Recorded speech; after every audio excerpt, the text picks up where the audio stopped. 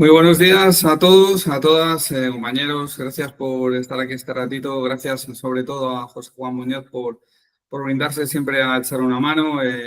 Faltó tiempo cuando le dije que este tema creo que había que lanzarlo por un webinar de FAI, que él colaborase y estuviera aquí. Así que sobre todo el agradecimiento a José Juan, que siempre que le necesitamos está ahí. O sea que da gusto con él. Y Gracias. nada, bueno, hoy vamos a tratar este tema tan bonito y curioso como el de los medios adecuados, ¿no? ¿Cómo es el Medios nombre? alternativos de resolución de controversias, Max. Medios alternativos de resolución de controversia. Ya solamente el nombre asusta un poco. Así Eh, que nadie mejor que José Juan para ilustrarnos. Así que muy buenos días y ahí todos somos todos tuyos. Venga, muchas gracias por tus palabras, Alfaro. Sabes que para mí es un placer siempre tratar de ayudaros y compartir cosas con vosotros. Y nada, buenos días a todos.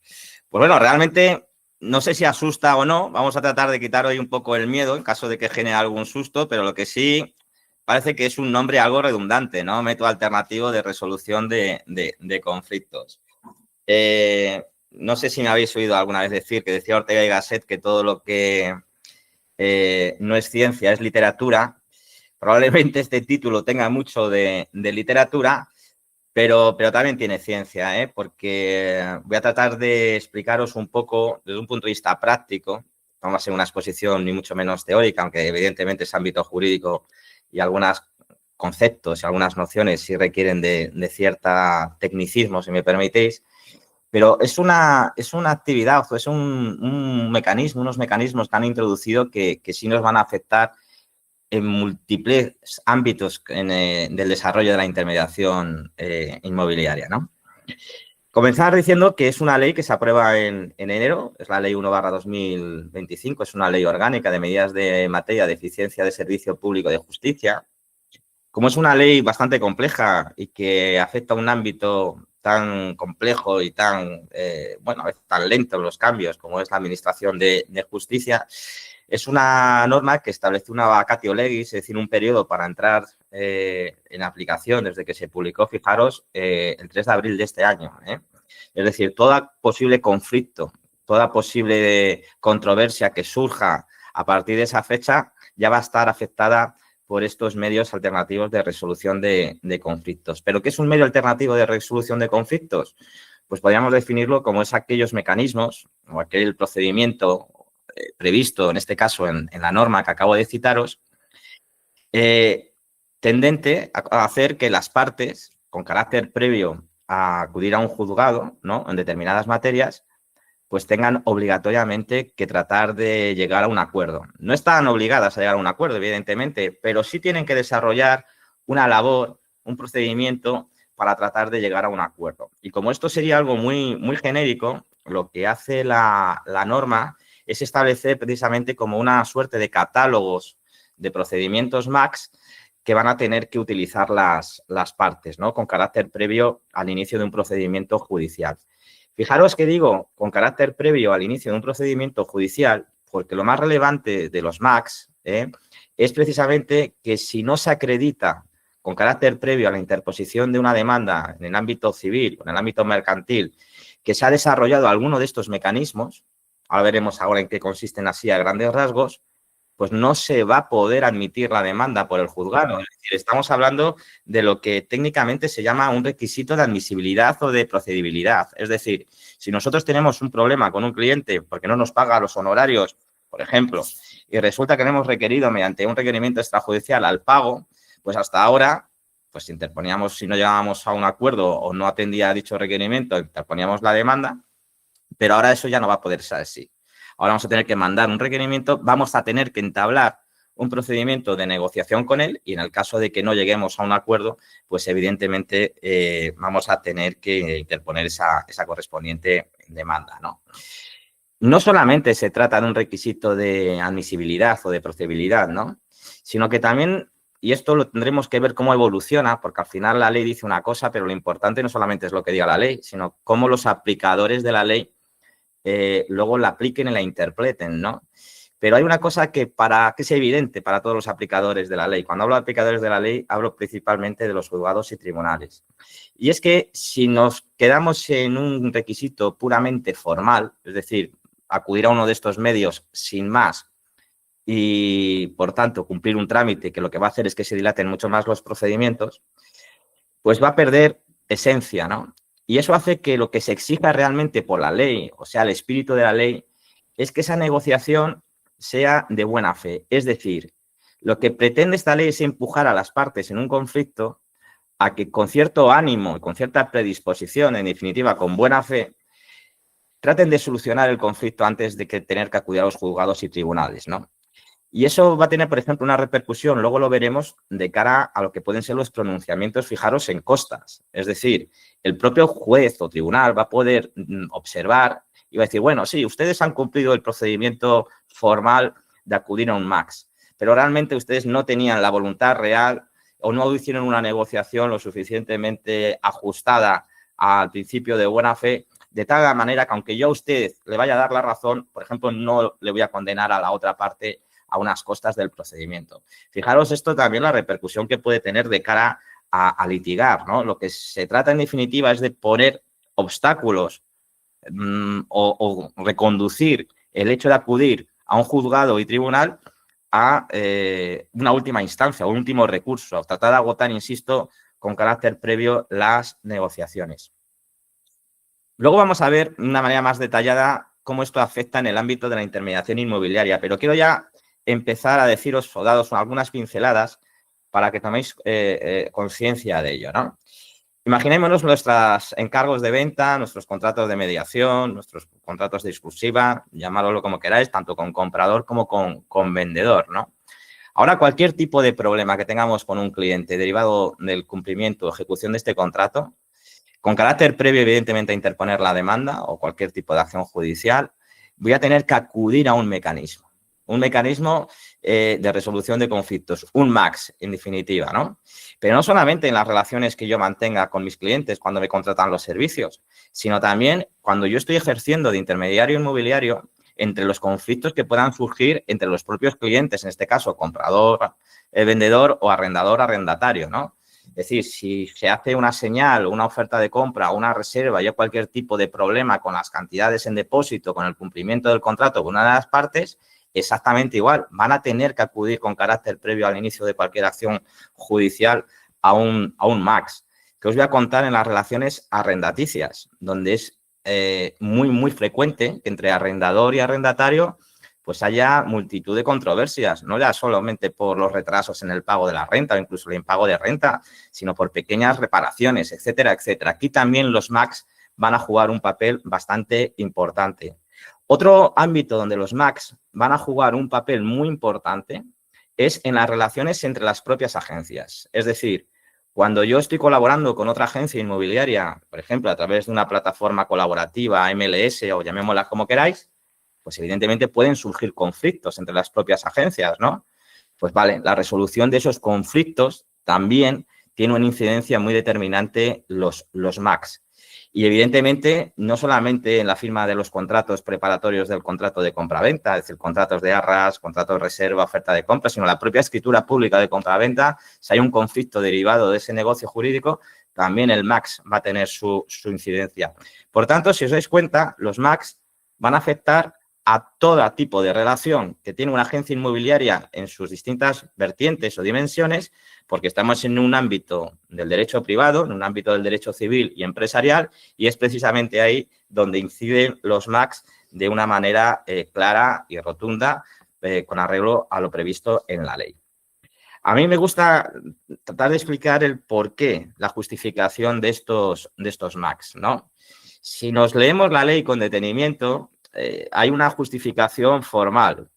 Y es que lo que se pretende es de congestionar lo que es los órganos de justicia. Es decir, se pretende en definitiva, a través de esta ley, que los juzgados y tribunales tengan menos trabajo y que la ciudadanía, en definitiva, cuando vaya a acudir a un juzgado o un tribunal, pues haya agotado todos los cauces de negociación posibles para evitar esa circunstancia, ¿no?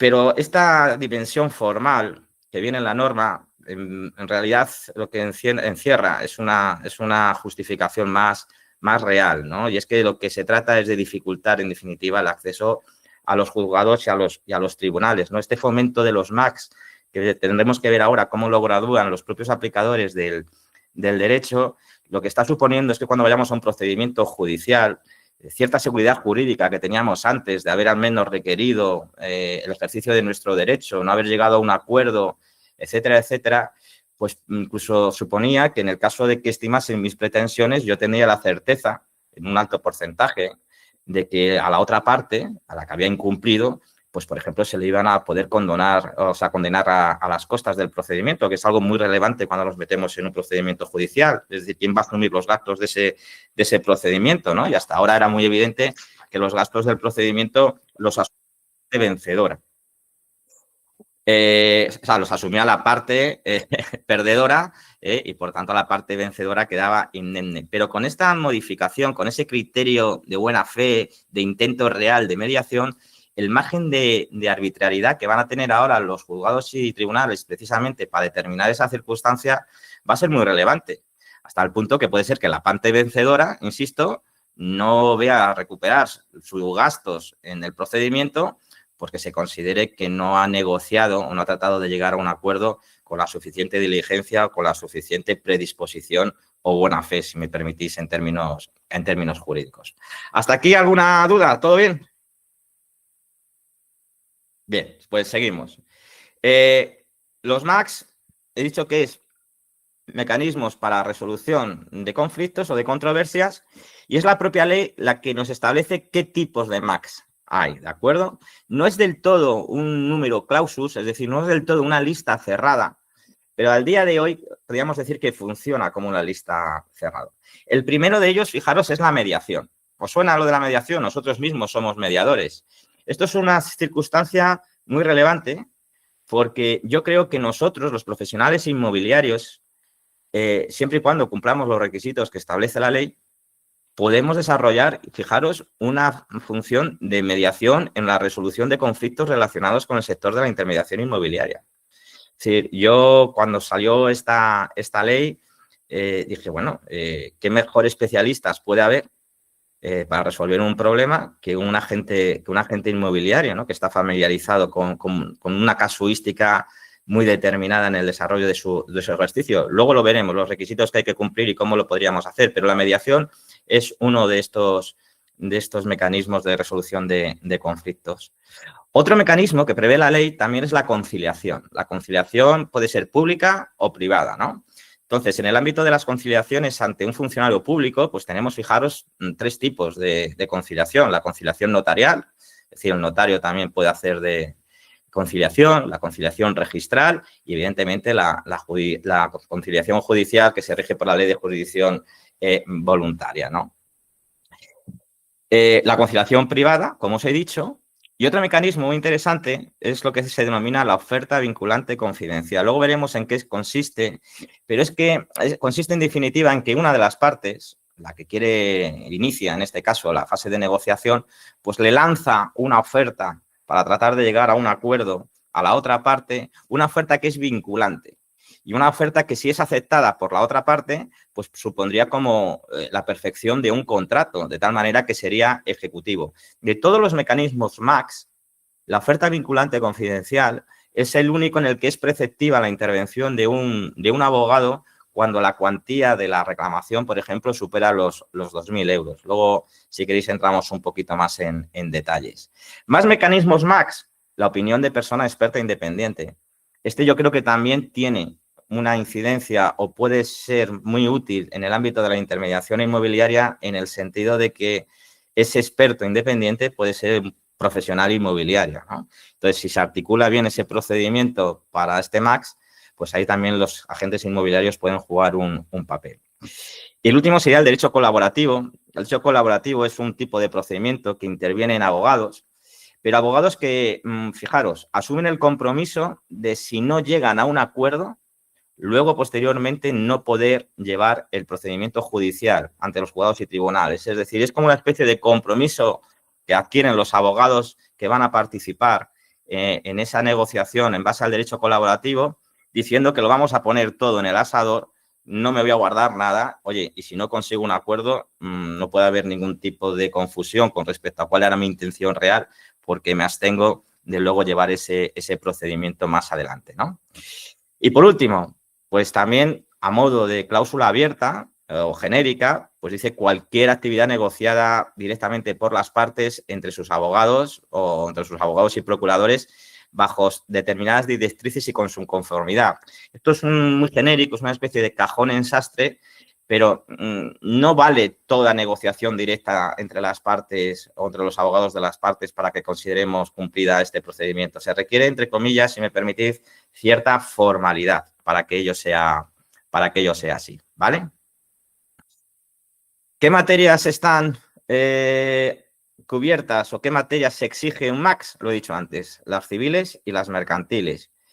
Y, por tanto, hay otra serie de materias que son las que tenéis en pantalla, pues que están evidentemente excluidas. Es decir, no hace falta acudir a un MACS cuando tengamos un problema laboral o concursal. Evidentemente, tampoco en los procedimientos penales, porque no rige lo que se llama el principio dispositivo. Es decir, en materia penal las partes no pueden disponer del objeto del procedimiento, ¿no? Materias, evidentemente, relacionadas con la administración pública. Fijaros, con lo ideal que sería que cuando tengamos una inspección de consumo, una inspección de Hacienda, una inspección de trabajo, tuviésemos la posibilidad de acudir a un MACS a ver si llegamos a un acuerdo. Pues no, la administración da consejos, pero luego ella no los sigue. De tal manera que en materia de sector público, administración pública, no hay MACS. Y luego, pues también a modo genérico, pues cualquier otra materia indisponible por las partes, ¿no? Aunque esté dentro del ámbito del derecho civil, como puede ser, por ejemplo, pues cuestiones de carácter matrimonial, cuestiones de menores, etcétera, etcétera, etcétera. Bueno, esto simplemente a título tal. Voy a pasar ahora muy rápido sobre unas diapositivas específicas, pero tengo que hacer mención a ello, porque claro, esto de los MACS tiene también mucha incidencia desde el punto de vista del derecho procesal, incluso del derecho sustantivo. Fijaros, la ley establece que cuando uno inicia un MACS, los procesos o las acciones los plazos para la prescripción y la caducidad de las acciones quedan suspendidas. Eso es algo muy novedoso, porque hasta ahora, bueno, sí se podía interrumpir la prescripción. La caducidad, evidentemente, no se podía interrumpir porque es una figura, un instituto jurídico muy excepcional, pero los MACS sí van a permitir que se suspendan este plazo de prescripción. Es decir, por ejemplo, si yo tengo 3 años en reclamar unos honorarios a mi cliente e inicio un MACS, pues durante la tramitación del MACS, ese periodo de 3 años, que serían 36 meses, no se va a tener en cuenta efectos de cómputo, ¿no? Y una vez que termine ese MACS, que puede terminar con acuerdo o sin acuerdo, pues empezaría nuevamente o continuaría ese periodo de prescripción o caducidad, ¿no? Entonces, esto es muy relevante también desde un punto de vista jurídico, algo técnico. Paso por encima de ello. Y si tenéis más interés, pues os remito a la presentación donde lo tenéis más en detalle, ¿no? Bien, vamos a ir con los distintos tipos de MACS y las características, ¿no? De los 7 tipos de MACS vamos a entrar un poquito más en profundidad, sobre todo para que en el día a día de vuestra actividad podáis decidir qué MACS vais a elegir y cómo hacerlo. Esta yo creo que es la parte más práctica, ¿no? Bueno, la negociación directa entre las partes o a través de sus abogados, pues realmente digamos que no requiere de mucho comentario, ¿no? Es decir, se trataría de alguna manera de entablar una negociación donde se tiene que quedar muy perfilado cuál es el objeto de la negociación, cuál es la reclamación, cuáles las posturas de las partes y, sobre todo, estaría sujeta a ciertas formalidades. Es decir, en un momento determinado tendríamos que acreditar que se ha llevado a cabo durante un periodo de tiempo determinado ese proceso de negociación directa entre las partes. Digamos que para que una negociación directa entre las partes se considere un MACS, tiene que haber determinada formalidad, ¿de acuerdo? El otro de los medios que he aludido antes es la oferta vinculante confidencial. Esto es muy parecido a las ofertas de compra, ¿no?, que hacemos nosotros en el desarrollo de nuestra labor como agencia inmobiliaria, ¿no? Es una oferta de compra que tiene que ser completa, no tiene que estar condicionada, tiene que ser clara, precisa, hasta el punto que lo único que se requeriría para perfeccionar el acuerdo sería que la otra parte lo aceptase, ¿no? Lo aceptase y se adhiriera a esa oferta de compra. Momento en el que se habrá perfeccionado un contrato y, por tanto, será, fijaros, vinculante para ambas partes y además tiene carácter irrevocable, ¿no? Bueno, este medio de resolución de controversias, insisto, cuando supera los 2.000 euros es preceptiva la intervención de un abogado, pues se suele emplear para conflictos, digamos, de una naturaleza no excesivamente compleja, ¿no? Donde realmente a lo mejor lo que estamos exigiendo es el cumplimiento de una norma o alguna otra circunstancia que sea o tenga cierto automatismo. Pongo un ejemplo, por ejemplo, en las reclamaciones de cuotas de comunidades de propietarios, pues este es un mecanismo que es el que se está utilizando desde que entró en vigor la mencionada norma, ¿no? Como te vamos a tener que acreditar en su momento todas estas gestiones, pues evidentemente tanto el envío de la oferta vinculante, la respuesta, la aceptación, etcétera, etcétera, pues esto va a requerir de determinados cumplimiento de determinados requisitos formales, ¿no? Es decir, no basta con mandar un correo electrónico, probablemente tenga que mandarlo a través de un mecanismo pues que me dé fehaciencia tanto de la fecha en la que lo he enviado como del contenido, ¿no? Es decir, volvemos un poco a la exigencia formal en este procedimiento. El derecho colaborativo, lo he dicho antes, son partes asistidas por abogados especialistas en negociación extrajudicial para tratar de llegar a acuerdos, con la peculiaridad de que estos abogados luego, posteriormente, no van a poder ser los letrados que representen a las partes en caso de un procedimiento judicial. Otro de los mecanismos más interesantes desde el punto de vista es la mediación. Y esto entronca con lo que yo os he comentado con anterioridad. Esto de la mediación no es nada novedoso. La mediación viene ya regulada con una ley de mediación en asuntos civiles y mercantiles, que a su vez traspuso una directiva del 2008, y es una ley del año 2012. El mediador, fijaros, es una persona que, a diferencia del árbitro, no va a imponer una solución. El mediador, como hacéis vosotros entre un comprador y un vendedor, entre un arrendador y un arrendatario, lo que va a hacer es que las partes traten entre ellas de llegar a un acuerdo. Va a desarrollar una serie de procedimientos y va a desarrollar una serie de habilidades, en definitiva, para que las partes traten de llegar a un acuerdo. En el ámbito jurídico se diferencia entre mecanismos heterocompositivos de resolución de conflictos y mecanismos autocompositivos de resolución de conflictos. ¿Cuál es la diferencia?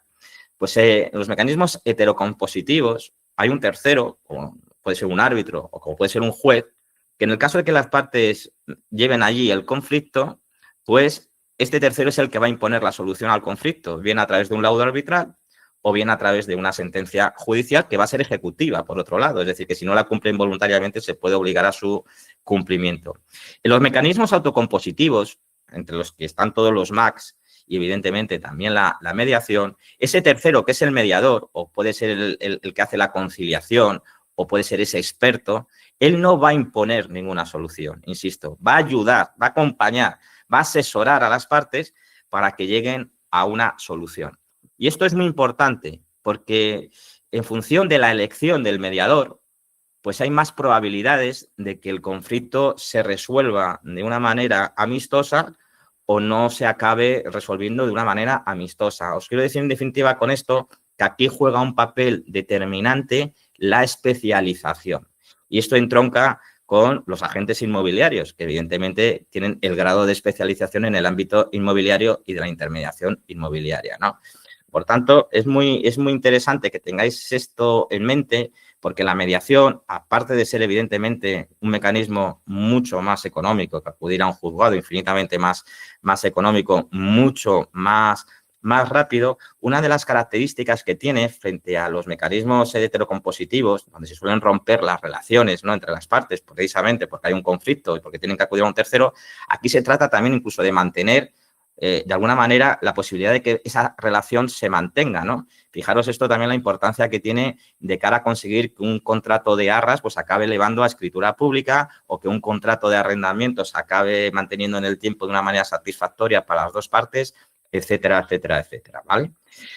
Característica fundamental de la mediación, aparte de ese grado de especialización que os he dicho y de los plazos, es la confidencialidad.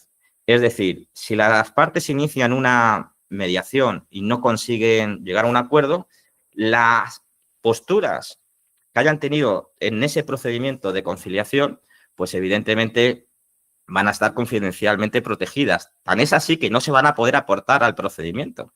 Es decir, todo lo que suceda en el ámbito de la mediación va a estar protegida por la más estricta confidencialidad y la ley de enjuiciamiento civil impide que los instrumentos, documentos y demás circunstancias que hayan podido acontecer en el seno de la mediación puedan ser utilizados en un procedimiento judicial, ¿no? Ahí tenéis en la pantalla algunos principios informadores de la mediación. Bueno, los he relatado con anterioridad. Insisto, la especialización, la igualdad entre las partes, evidentemente el mediador para que haga su labor tiene que ser imparcial y evidentemente la voluntariedad de libre disposición, es decir, las partes tienen que tener la capacidad de poder llegar a un acuerdo. ¿Qué requisitos se necesitan en el ámbito, en este caso en el ámbito de los MACs, para ser un mediador? Bueno, título oficial universitario o algún título de formación superior, una formación especializada en el ámbito de la intermediación, o sea, de la mediación, en el ámbito civil, empresarial o en el ámbito de familia, por ejemplo, que en este caso a nosotros no nos afecta. Se tiene que tener un seguro de responsabilidad civil específico y si cumples todos estos requisitos, además, te tienes que dar de alta en un registro que depende del Ministerio de Justicia, donde figurarás como mediador en este caso profesional, ¿no? Y nos asignarán un número de mediador judicial o en la especialidad o en la materia donde nos hayamos especializado, ¿no? Mediador en materia civil o empresarial o de familia, o en todas, ¿no? Donde queramos darles. Ahí tenéis un poco las fases del procedimiento de mediación, son 4 fases, ¿no? Evidentemente empieza con el inicio de una solicitud de mediación, hay una primera fase de sesión informativa donde se informan a las partes del procedimiento de la mediación. Luego hay una fase de presentación, identificación y generación de opciones. Esas 3 fases que vienen ahí realmente son una, lo que pasa es que se han segmentado, ¿no? Para una mayor clarificación.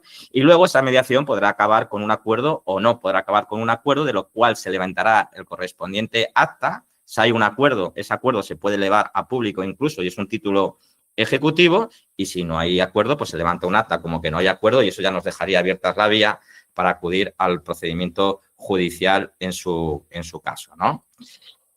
Conciliación pública y privada, aquí os la he agrupado, ¿no? Recordad que teníamos distintas fórmulas de conciliación pública y se parece a la mediación, sí, es cierto, se parece. ¿Por qué? Porque también hay un tercero que trata de ayudar a las partes a que lleguen a un acuerdo. ¿Qué sucede con la conciliación? Bueno, la conciliación se caracteriza porque se emplea en procesos menos complejos. Digamos que incluso la persona que interviene en la conciliación es algo más proactiva, empujando a las partes a llegar a un acuerdo. Esto se ve, por ejemplo, muchas veces en los procedimientos laborales, ¿no? Pero, en definitiva, la gran característica de la mediación es que se utiliza para procedimientos más simples, ¿no? Y aquí los plazos también pues, pueden variar, porque, por ejemplo, si nos vamos a la conciliación pública, al estar normalizada o regulada por normativa, pues los plazos evidentemente vienen en esa normativa. Puede ser que incluso se dilate el procedimiento, ¿no? Y por último tenéis el informe de experto independiente, que no es que las partes digan, oiga, yo voy a hacer lo que me diga el experto, no. Si tenemos un problema con una superficie, con unos linderos o con unos vicios ocultos, lo que hacen las partes al acudir a un experto independiente como mecanismo de MACs es que este experto independiente les dé su opinión profesional de especialista y en base a esa opinión de especialista son las partes las que tienen o no que tratar de llegar a un acuerdo, ¿no? Bueno, esto en el ámbito de la intermediación inmobiliaria con respecto a la ejecución de un contrato de arrendamiento o con respecto a una valoración de un inmueble o con respecto a otras circunstancias, yo creo que aquí los profesionales inmobiliarios también podían jugar este papel de experto independiente, ¿vale? Bien, ¿qué incidencias puede tener los MACs en el día a día de una agencia inmobiliaria, ¿no? Pues yo he hecho como diversas categorías, ¿no? Por ejemplo, supuestos relacionados con la contratación de la agente inmobiliaria. Imaginemos problemas en la interpretación o aplicación de las cláusulas del contrato de mediación. Imaginemos una reclamación del cliente frente a la propia agencia, que considera que no se ha hecho la suficiente labor por parte de la agencia y que, por ejemplo, considera que eso hace que no le tengan que pagar honorarios o que incluso le justifica la resolución del contrato de mediación inmobiliaria. Si nosotros tenemos que reclamar unos honorarios por vulneración de exclusiva o incluso una indemnización o de daños y perjuicios por una revocación anticipada, pues evidentemente también tendríamos que acudir a un MAX, Y los supuestos, por ejemplo, de vulneración del pacto de exclusividad. Imaginémonos que reclamamos por una vulneración de exclusiva y resulta que, en este caso, el cliente pues considera que ello es abusivo o que la agencia no justifica el importe que está reclamando. Es decir, la casuística habitual. Todos esos procedimientos tienen que pasar por un MAX. Supuestos relacionados con las relaciones entre agentes, ¿no? Evidentemente, operaciones compartidas. Si una agencia levanta una captación a otra y, por ejemplo, incurre en un acto de competencia desleal, también eso se podía ventilar a través de un MAX. Si una agencia, por ejemplo, utiliza imágenes o fotografías de inmuebles de otra agencia o incluso base de datos de clientes porque se ha ido un agente, eso también tendría que pasar por los MAX. Los problemas que puedan surgir en los conflictos en el seno de las asociaciones o plataformas colaborativas o cualquier tipo de mala praxis profesional en una operación compartida, por ejemplo, donde a lo mejor la otra agencia captadora pues no deja hacer visitas o dificulta las visitas, etcétera, etcétera. Toda reclamación, toda controversia derivada con esas circunstancias y otras muchas, estos son meros ejemplos, pues evidentemente tendrían que pasar por un MAX, ¿no?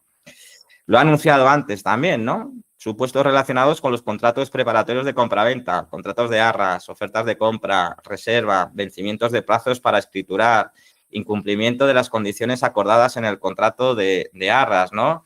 O, por ejemplo, ejercicios de la facultad del derecho de desistimiento, etcétera, etcétera. Cualquier circunstancia que genere una controversia, un conflicto entre las partes, en este caso incluso la agencia sería un tercero ajeno a ellos, también estarían sujetos y tendrían que pasar por un MAX. ¿Qué os voy a decir de las relaciones con nuestros agentes comerciales? Es decir, cuando yo tengo un contrato de comisión, tengo un contrato de agencia o tengo un contrato de prestación con el agente al margen del ámbito laboral, cualquier circunstancia o cualquier incidencia relacionada con ese contrato, bien sea el pago de una comisión, la revocación, la resolución, etcétera, etcétera, pues evidentemente también voy a tener que acudir a un MAX para tratar de solucionar esa controversia. Servicios postventa, es con relativa frecuencia que, ¿vale? Hacemos nuestro trabajo, se firma la escritura pública de compraventa y resulta que luego pues el cliente nos dice que el inmueble no presenta las características que le dijimos o se detectan determinados vicios y ocultos que imputan su ausencia de información a la agencia, etcétera, etcétera. Bueno, pues todo eso también se acudirían a los MAX. ¿Qué os voy a decir de los alquileres? Impagos de renta, retrasos, cláusulas, el ejercicio del 9.3, facultad de desistimiento también, inquilinos descontentos con la agencia inmobiliaria porque este presta servicios de gestión o administración para la propiedad, etcétera, etcétera, etcétera, ¿no? También en el ámbito de la intermediación financiera, y etcétera. ¿Qué soluciones tenemos? Bueno, vamos ahora con la parte ya quizás la más operativa, y perdonad que hayas dado estos trazos de línea gruesa, ¿no? Porque el tema, evidentemente, pues requeriría en sí una sesión mucho más amplia. Lo que nosotros recomendamos, en este caso, evidentemente, en primer lugar, es que los MAX no sirven, un MAX probablemente no sirva para todas las casuísticas, para todos los problemas que se puede enfrentar una agencia inmobiliaria. Habrá que ver las circunstancias de cada conflicto, ¿no? Lo que nosotros desde Acción Legal y desde Mediar lo que hacemos, lo que recomendamos es un procedimiento de mediación, que se ha confeccionado especial y específicamente para el sector de la intermediación inmobiliaria. Entonces, cabe la posibilidad, sea mediación o sea otra fórmula de MAX, que en los propios contratos de agencia, en los propios contratos de intermediación, en los propios contratos de arrendamiento, en los propios contratos de arras, ofertas de compra, tal, ya dejemos con carácter previsto cuál va a ser el MAX al que nos vamos a someter o al que se van a someter en su caso las partes en caso de que haya un conflicto. Esto supone una garantía porque supone ya el establecimiento de inicio del MAX al que las partes se van a obligar a someterse, y eso evita, por ejemplo, que tengamos conflictos sobre la propia elección del max, ¿no? Imaginemos que una parte nos dice que quiere mediación y la otra oferta vinculante y entonces ahí se generan situaciones de conflictividad. Si la agencia inmobiliaria en sus documentos de gestión establece ya los mecanismos max a los que va a someter sus relaciones con los clientes o incluso las que va a recomendar a sus clientes que sometan sus relaciones entre ellos, evidentemente evitamos este tipo de conflictividad, supone también un servicio que da la agencia inmobiliaria a sus clientes y sobre todo nos garantizamos que en caso de que exista un conflicto y haya que acudir a un max, sea resuelto por especialistas en unos plazos determinados y siempre pensando, en definitiva, en ayudar a que la operación continúe, porque así han querido ambas partes, ¿no? Aquí, por ejemplo, en pantalla tenéis ahora unos convenios de mediación para distintos supuestos, por ejemplo, para arrendamiento, para arras penitenciales, tal. Es un procedimiento de mediación online a través de una plataforma telemática, ¿no? También podría ser la mediación presencial, pero el ser la mediación online lo que posibilita es que los procedimientos sean mucho más rápidos, se resuelvan en un plazo evidentemente más corto, a un precio mucho más razonable, etcétera, etcétera, etcétera.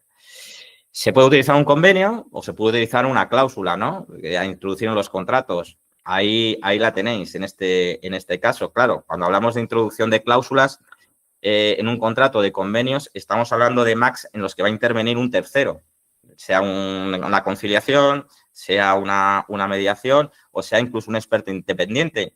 Si estamos hablando de un mecanismo max donde no tiene que intervenir nadie, pues evidentemente no es necesario la introducción de ningún convenio ni de ninguna cláusula, como puede ser una oferta vinculante o una negociación directa entre las partes, ¿no? Bueno, aquí tenéis algunas ventajas con respecto a otros mecanismos de resolución de conflictos y con esto concluiríamos. No sé si tenéis algún tipo de duda, que yo creo que puede ser incluso lo más interesante.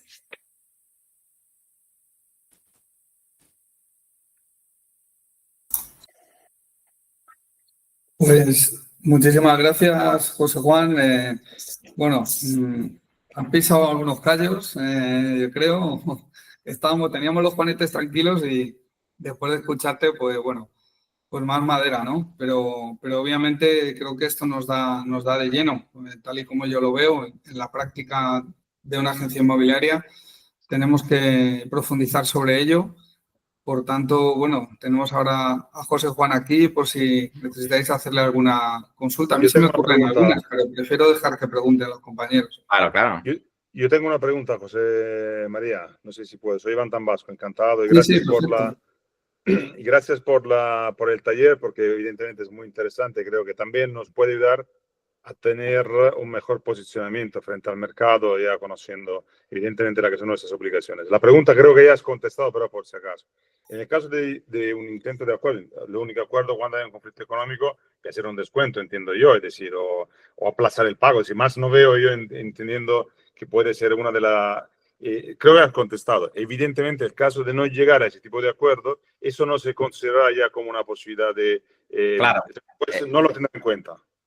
No, vamos a ver. Lo importante aquí es iniciar el procedimiento para tratar de llegar a un acuerdo. No nos obligan a que se llegue o no se llegue a un acuerdo, ¿no?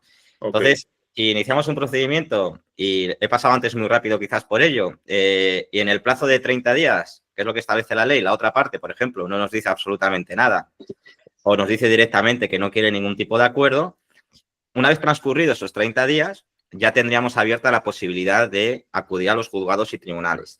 Pero lo que planteas, Iván, es muy interesante porque, claro, si yo te hago una oferta vinculante confidencial en la cual no te hago ningún descuento, simplemente parece un requerimiento extrajudicial más utilizando esa formalidad, ¿qué sucede? ¿Qué puede pasar? Pues puede pasar que luego en el procedimiento judicial, aunque a mí me dé la razón, me diga el juez, no, mire, pero no le voy a condenar en costas, porque usted no ha hecho lo suficiente para tratar de llegar a un acuerdo y evitar el vernos aquí. Eso ahora mismo es una hipótesis. ¿Por qué? Porque hasta que no pase 1 año, 2 años, 3 años, incluso 5 o 6 años, no sabemos cómo van a reaccionar los juzgados y tribunales. Porque ahora el juzgado 1 de Madrid puede decir una cosa y el 3 otra. Luego la Audiencia Provincial de Madrid, cuando resuelva ese conflicto, puede decir una cosa, pero la Audiencia Provincial de Cuenca o de Segovia puede decir otra. Y hasta que eso llegue al Supremo y establezcamos los criterios claros o aplicables en todo el territorio nacional, pues va a ser un periodo largo de tiempo. Largo de tiempo. Y esta cuestión también nos plantea otro problema, que yo lo relaciono, fijaros, con la escasa e ineficaz regulación de la ocupación de viviendas. Aquí parece que esta norma nos va a obligar al deudor, al incumplidor, a darle una oportunidad. Entonces, yo como incumplidor, si sé esa circunstancia, pues puedo jugar a mis bazas, ¿de acuerdo?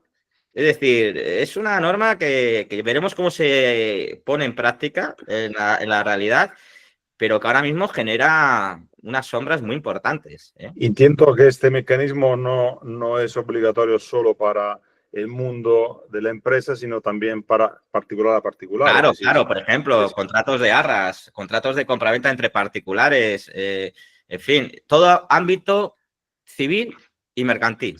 O sea, si no demuestra que lo has intentado, no puedes ir a juzgado. Es un poco el Eso, resumen. no, claro, claro. De hecho, ahora mismo la demanda tienes que decir el max al que te has acogido, ¿no? Para que te admitan la demanda, porque si no, te la inadmiten. Y una última pregunta. Entiendo que cada caso hay que estudiarlo, entiendo que evidentemente es difícil generalizar. Y no puede ser limitante o limitativo establecer ya el mecanismo que quieras utilizar y acordar. No, fíjate, todo lo contrario. Te voy a explicar por qué. En primer lugar, porque nosotros, como agentes inmobiliarios, tenemos que asesorar a nuestros clientes. Luego los tenemos que recomendar una opción, ¿de acuerdo? Y evidentemente les tenemos que recomendar la que consideramos que es la mejor opción. Lo que no podemos es en una operación donde a lo mejor se ha hecho una oferta de compra o se ha firmado un contrato de arras y de repente surge una controversia relacionada con el calentador o relacionada con un acta de la comunidad o tal, que eso se enquiste.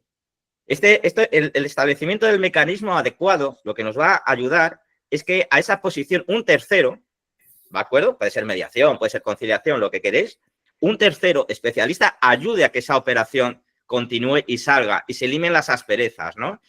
Yo, fijaros, lo he dicho en muchas ocasiones, tenemos una carga normativa brutal, pero tenemos que quizás del defecto tratar de hacerlo virtud. Y contra más complejas, más complicadas, más sofisticadas sean las cosas, más necesarios somos los profesionales inmobiliarios. Sin duda. Entonces, oiga, si firmamos un contrato de arras de compraventa tal y yo ya a usted le estoy proporcionando las garantías y el mecanismo adecuado, yo lo veo como un valor añadido que a lo mejor un particular directamente, si hace la operación con otra particular, no va a poder disponer de eso. Fantástico. No tengo más preguntas, señoría.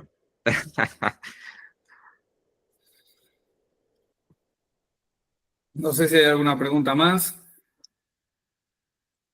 Como siempre, nos dejas dando vueltas a la cabeza, José Juan, lo cual es interesante. Esta reflexión última que has hecho me parece brutal, ¿no? Yo creo que estamos en un tiempo donde si no buscamos nuevos servicios que aporten valor, nuevas propuestas de valor, nuevas acciones, en definitiva, si no llegamos de otra manera a los clientes, pues obviamente cada vez va a ser más difícil, tal y como se está poniendo el mercado, que acaben confiando en un agente inmobiliario.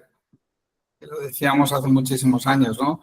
Nosotros hacemos mucho más que poner un anuncio en internet y un cartel en la puerta, ¿no? Bueno, ahora carteles ya no se ponen, pero mucho más, o deberíamos de hacer. Y muchas veces lo que nos ocurre es que realmente lo estamos haciendo, pero no sabemos, entre comillas, vender bien este valor añadido. Completamente de acuerdo. Además, tienes que tener en cuenta que lo que no se explica no existe, ¿no? Entonces, hay muchas cuestiones que no explicamos y, por lo tanto, para nuestros clientes y la sociedad en general, pues es como si no existiésemos nosotros ahí, ¿no? Este mecanismo, por ejemplo, estaba antes Antonio, al inicio, pues con Asigual ya lo estamos implementando, ya lo hemos implementado. Es decir, porque, insisto, realmente tiene una incidencia enorme y sobre todo tiene una ventaja más grande para el profesional. Yo creo que es ahí donde tenemos que tener el enfoque. O sea, ¿cambian mucho las cosas? Hombre, algo cambia, pero a nosotros, desde luego, ese cambio lo tenemos que ver más como una ventaja de servicio que como un inconveniente. Hasta el punto que nosotros mismos podemos crear nuestros propios colegios de mediadores, por ejemplo, o de expertos independientes, ¿no? Entonces, oye, trabajemos en ello. Y como le he dicho muchas veces a José María, a nosotros el ritmo no nos lo tiene que poner ni los políticos ni nada. El ritmo lo tenemos que marcar nosotros, ¿verdad? Tomando nosotros esas decisiones. Y luego el que quiera seguirnos, pues que nos siga. Es de lo que se trata. Pues sí, señor, así es. Y conversaremos. De hecho, te he puesto un WhatsApp según estaba hablando contigo y luego te llamaré para seguir profundizando en esto porque creo que es imperativo que tomemos la delantera, como tú comentabas. Totalmente. Y que, Totalmente. pues nada, sin más, darte las gracias nuevamente y deciros que esta sesión queda grabada y que la compartiremos. Así que gracias. Bueno, chicos, un abrazo a todos y buen fin de semana. Gracias. Chao. Hasta luego.